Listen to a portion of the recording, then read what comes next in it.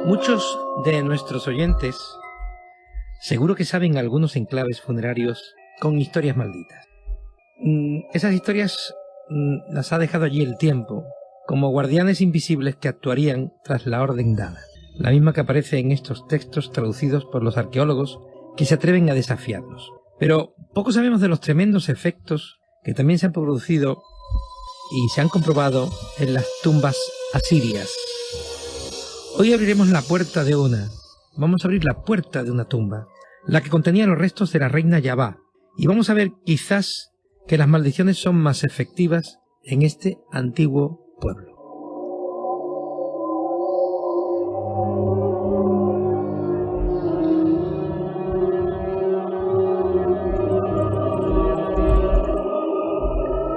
Haciendo un repaso por el mundo de las maldiciones en tumbas antiguas, hablaremos brevemente de las más notables. ¿Cuándo se descubre la tumba de Yabá? Bueno, vamos a hacer primero el repaso de las tumbas antiguas, porque nuestros oyentes, pues los que ya nos siguen durante varias temporadas, saben que hemos hablado de varias tumbas con maldiciones y, por supuesto, en su gran mayoría se han cumplido. Esta no lo va a ser menos. Pero si se hace un repaso, creo que la número 1, por fama, sería la del Tutankamón. Aquella famosa tumba, aquella famosa tumba más que nada por la calidad de los objetos que contenía y sobre todo porque sería una de las que más repercusiones tendría allá por los albores del siglo XIX y siglo XX. Pero lo importante es la maldición que contenía, o sea, todos los hechos extraños que ocurrieron a los arqueólogos y a los ayudantes que tuvieron el valor, cometieron la desfachatez de perturbar la paz del rey niño, del faraón niño, como era conocido allí en Egipto. Pero hay muchísimos más, porque, por ejemplo, aquellos cenotes mayas de Tenochtitlán, en México, que también tienen su maldición y que también algunas de las personas que pusieron allí sus pies y sus manos y se atrevieron a sacar fuera de aquel recinto los tesoros y sobre todo los cadáveres que contenían, también sufrieron los avatares de algunos hechos que se podrían calificar como malditos, se podrían calificar como algo fuera de la lógica, por lo menos de lo que manda, la razón que manda y que impera dentro de la ciencia conocida como arqueología, o bien también algunos de esos cenobios de la pequeña isla de la Croma, frente a las costas de Dubrovnik, en Croacia, que también fueron monumentos funerarios descubiertos por la mano del hombre moderno, del hombre contemporáneo, que también se sufrieron algunos que otros problemas con las maldiciones. Y qué decir, pues por ejemplo aquí en España, el conjuro que los franciscanos ya hablaron sobre Valladolid durante la desamortización de Mendizábal en 1834 y que hoy un edificio muy enigmático de la Plaza Mayor de Madrid, de Madrid, pues sufre esos avatares. Es el Teatro Zorrilla, donde algunas personas ya saben que se aparece un fantasma y que ocurren algunos fenómenos parapsicológicos importantes. Por supuesto que esto va con la naturaleza del hombre, es intrínseco. El hecho de ver que hay una maldición en un monumento antiguo, sobre todo cuando este es funerario, y que esta, si se perturba la paz de aquellos que yacen dentro, se ve cumplida, es algo que hemos visto en varios hechos arqueológicos, varias excavaciones arqueológicas. Por supuesto que esto se hacía para proteger los bienes de las personas que enterraban allí, sobre todo cuando eran reyes, monarcas, faraones, dioses en la tierra en definitiva.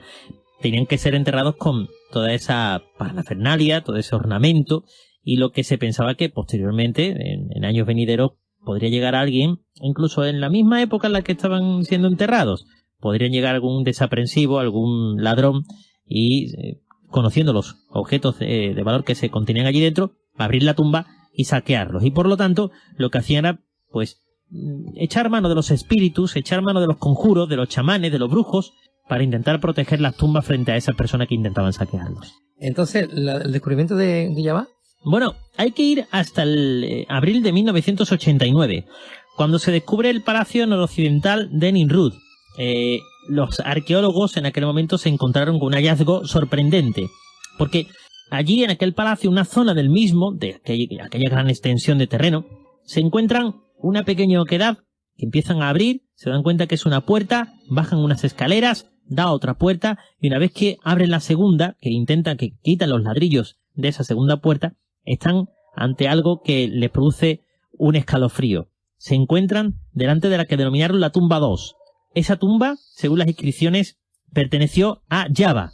Yaba era la esposa principal del rey asirio Tiglat-Pileser III, que reinó del 744 al 727 a.C. Empezaron a quitar todos aquellos cascotes, aquellos ladrillos, se introducen dentro por el hueco que queda, se alumbran con los medios técnicos actuales y ven algo increíble. Empiezan a sacar de allí algunos de los objetos preciosos que hay y logran rescatar hasta 15 kilos de oro, que era lo que tenían aquellas joyas que estaban enterradas ya hace algunos miles de años allí. Era el ajuar mortuorio de esa reina. El sepulcro estaba intacto. Nadie había pasado más allá de aquella construcción, un poco rudimentaria, más que los arqueólogos que en aquel momento estaban trabajando allí. Por supuesto, en ese pequeño nicho, hubo un pequeño nicho que se abrió en la pared oeste de la cámara, junto al sarcófago de la reina de Yaba, y los arqueólogos iraquíes descubrieron una tablilla con una inscripción redactada en acadio y escrita en caracteres cuneiformes. Tuvieron que solicitar los servicios de una traductora en este caso, la cual, después de leerlo, con cara de sorpresa, miró al arqueólogo jefe y comentó a todos allí: ¿tengo que decir esto en voz alta o puedo decírselo a usted a título personal? Dice, el arqueólogo le dijo: no, en absoluto. Tengo plena confianza en todo y cada uno de los miembros que están aquí. Dice, bueno, como usted quiera. Y la tablilla decía lo siguiente: ruego a los dioses del mundo inferior que el alma de aquel que ponga sus manos sobre mi tumba, o abra mi ataúd, o roe mis joyas, camine sin fin después de su muerte bajo el sol abrasador, y que los espíritus del insomnio se apoderen de él por toda la eternidad. Los arqueólogos iraquíes habían destapado no solamente un tesoro, sino también una posible maldición que guardaba a aquel que se atrevía a perturbar la paz de lo que allí había dentro. Fue construida durante una época de especial esplendor, parece, ¿no? Sí. Para aquella cultura, ¿no? Sí, porque John y David Waits, que pertenecen a la Escuela Británica de Arqueología de Irak, escribieron un libro en el cual hablan precisamente, antes de descubrirse toda esta parte del edificio, hablan de la magnificencia de aquella construcción y, por supuesto, de que en aquella época, entre los 744 y 727 a.C., el pueblo asirio vivió un esplendor quizá solo comparable al que vivió sus vecinos de Egipto. Fue el rey asirio Asurnasirpal II el que llevó a su civilización a lo más alto, a la zona cumbre. No solamente por extensión, tenían prácticamente casi todo Oriente Medio, desde la antigua Anatolia, en donde estaban los hititas, lo que hoy es Turquía, hasta llegar a invadir casi todo el Valle del Nilo en Egipto. A uno de los reyes se le debe, por ejemplo, el nacimiento de la primera biblioteca de la que se tiene constancia, la de Asurbanipal, que la abrió entre el año 669 que reinó, entre el año 669 y 627. Este hombre, en Nínive, abrió aquella primera biblioteca e hizo que todos aquellos documentos que había recogido por el mundo y todos aquellos testimonios fueran escritos para ser guardados allí en lo que sería la primera gran biblioteca, de la cual lo único que se tiene referencia es por algunos caracteres cuneiformes y algunas tablillas, pero apenas hay ningún texto, ningún legajo de aquella época. A los asirios también se le debe un hecho matemático importante: la división del círculo en 360 grados. O sea, no eran tan tontos los señores que estaban poblando el planeta en aquella época, porque ya, de hecho, el círculo lo dividieron en una especie de sistema de medidas que sería mucho más fácil a la hora de utilizarlo para construcciones o para cualquier otro tipo de trabajo que requiriese de ese tipo de medidas, quiero decir. El descubrimiento de esta primera tumba en el Palacio Occidental en 1988 fue de forma casual. Os van a sonar el nombre sobre todo del arqueólogo jefe, porque era Sayyid Muhammad Mahmud Hussein. Hombre, de toda la vida de Dios, de los Hussein, de toda la vida de Dios. Hijo de Saddam Hussein. Hombre, por eso de los Hussein, de toda la vida de Dios. Exactamente, del Departamento Iraquí de Antigüedades y Patrimonio, que este hombre se percató de las irregularidades que ofrecía este suelo en una de las habitaciones de ese palacio. Cuando recolocó aquellas baldosas en su sitio, descubrió que bajo las planchas de piedra de esa estancia donde estaba, se abría otra cripta. Allí, en ella, cuando empezó a quitar todos los cascotes de en medio, había un sarcófago. Estaba sellado. En el interior había el esqueleto de una mujer de unos 50 años de edad. Junto a la cabeza de esta había un recipiente en plata. Pero lo que llamó la atención más a los arqueólogos fue en las profundidades, la cantidad de oro en forma de anillos, pulseras y piedras semipreciosas que decoraban el esqueleto de esa antigua reina. Tan solo 2 semanas después, cuando siguen excavando, Mahmud Hussein decía que no podía dar crédito a lo que estaban viendo los ojos.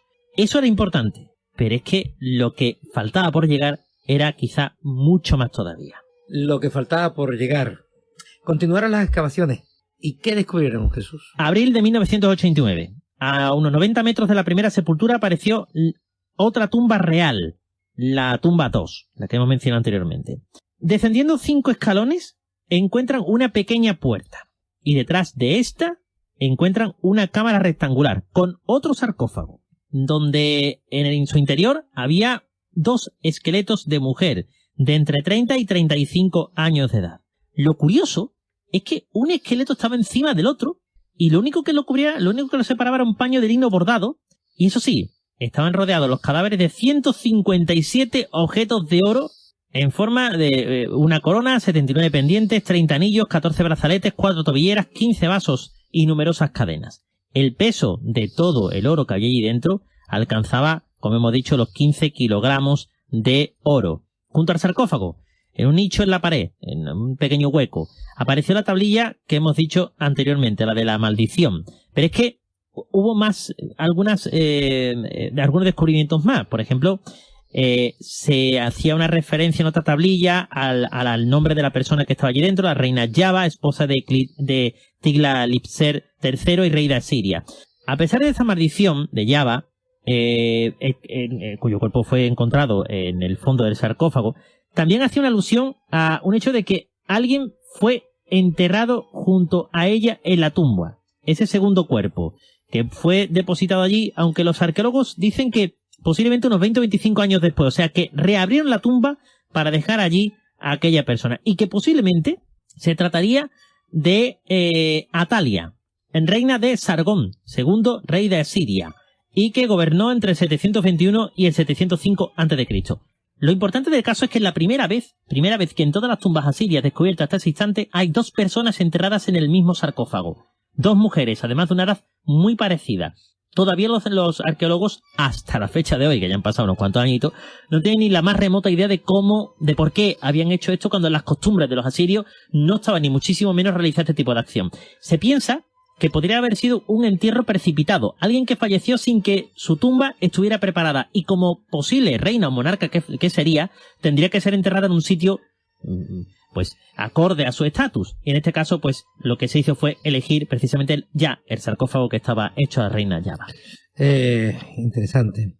Se halló un vaso con una inscripción Vanitú, sí, pero sus restos fueron encontrados allí. No. Y eso es lo extraño. Otra reina, Vanitú, esposa del rey asirio Salmanasar V, del 726 al 722 a.C. reinó. Son 4 añitos nada más.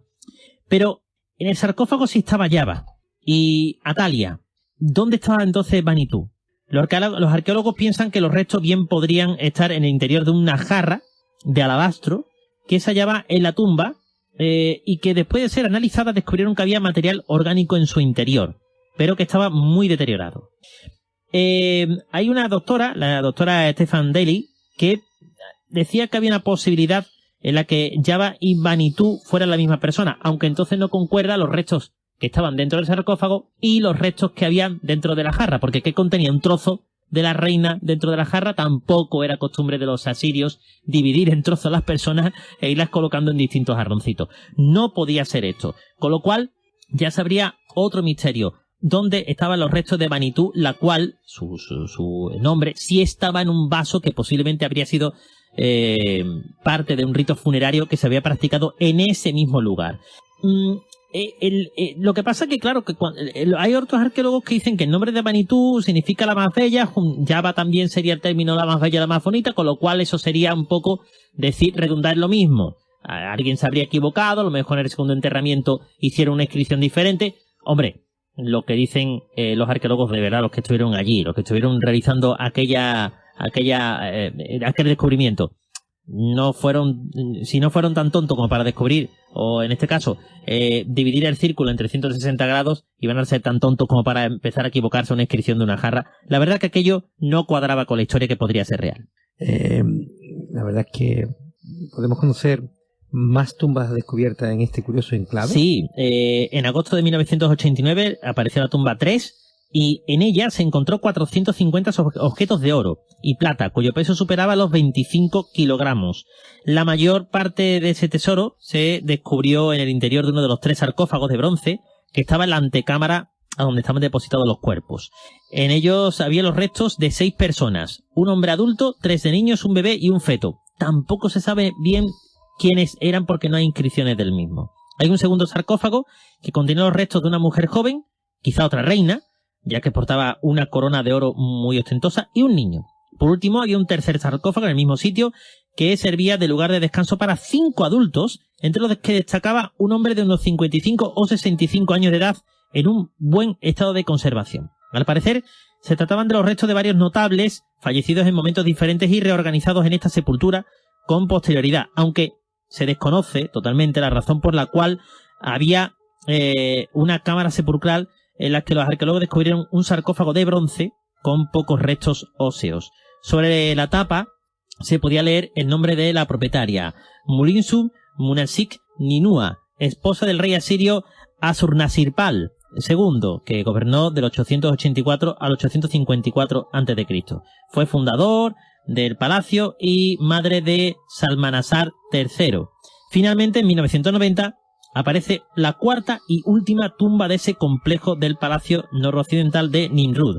En ese momento, lo que se encuentra es la tumba 4, pero está saqueada y posiblemente fue saqueada en la antigüedad. La verdad que algunos de los arqueólogos que estaban allí databan la tumba de los 3000 años de antigüedad. La verdad que las tumbas de Nimrud, de esta reina de Nimrud, era el descubrimiento más importante que se hacía hasta ese momento en la antigua Irak. Y por supuesto el más importante que se había llevado a cabo de una civilización tan antigua como era la asiria. Y por supuesto también llevado a cabo por el muchacho este que era el hijo de Saddam Hussein. Pero lo importante es que en el siglo XX en la actualidad hay muchas, en el siglo XXI quiero decir, hay muchas personas que ven con cierta envidia lo descubierto en el siglo XX porque estarían ante uno de los descubrimientos más importantes después de las propias tumbas de Egipto. Oye, pero ¿y la maldición? ¿Llegó a cumplirse? Bueno, podríamos decir que sí y que no. Veréis, a los arqueólogos que estuvieron haciendo el descubrimiento de la tumba, no les pasó absolutamente nada. Ni sufrieron enfermedades, ni accidentes, ni siquiera le salió un uñero en el pie. Vamos, no tuvieron ni más resfriado. Nada. No les pasó absolutamente nada. Pero fijaos una cosa. ¿Sabéis lo que pasó poco tiempo después de que se descubriera esta tumba? En aquella zona. ¿Qué ocurrió? ¿Recordáis 1991? ¿Qué pasó para aquella zona? 1991. Sí, en aquella zona, en Irak. Pues que Irak le da el punto y dice, bien, va de Kuwait. Sí, es cierto. Va a dar punto y va de Kuwait. Cierto. Y a partir de ese instante, llegan los americanos con toda su flota. No le sale muy bien. No, efectivamente, ese es el tema. Se piensa que la maldición de esa reina era precisamente esa. O sea, posiblemente todo un país en el que caminaba sin fin después de su muerte bajo el sol abrasador, un mundo en el que los espíritus del insomnio parece haberse apoderado de él para toda la eternidad, porque cada una de las cosas que decían en aquella tablilla se tradujo en todo el pueblo que antes había sido gobernado por esta reina, por la reina Java. Le ocurrió lo mismo. Irak estaba seguro de que podía haber hecho ese trabajo sin ningún tipo de problemas y sin embargo, fijaos, llegó a Estados Unidos, sacó a los iraquíes de Kuwait, los llevó hasta su territorio y una vez que estuvo allí, el propio Saddam Hussein y toda su familia fueron procesados por aquel delito a la humanidad. Justo meses después de que aquella tablilla, aquella persona, leyera aquello en la tablilla. La verdad que, hombre, puede parecer que las maldiciones en este caso se tienen que cumplir solamente los arqueólogos que ponen sus zarpas en los lugares donde están acotados para ser el descanso eterno de aquellos dioses, reyes y dioses que fueron en un tiempo pasado. Pero obviamente aquí estamos viendo que ocurrió ese caso en un familiar de Saddam Hussein, en su propio hijo, que fue uno de los primeros que entró allí en la tumba y fue uno de los que solicitó precisamente que se tradujera aquella tabla en caracteres cuneiformes para saber qué es lo que decía. A partir de ahí, que cada uno quiere pensar que eso no fue la maldición, la verdad que yo no sé si lo sería, pero curioso por lo menos es y mucho. Es muy curioso lo que pasó. Así que aquí tenemos la historia, una maldición en la tumba, en una tumba asiria, cuando se creía en todo el mundo que posiblemente solamente fuera eso terreno acotado de los egipcios o de los mayas.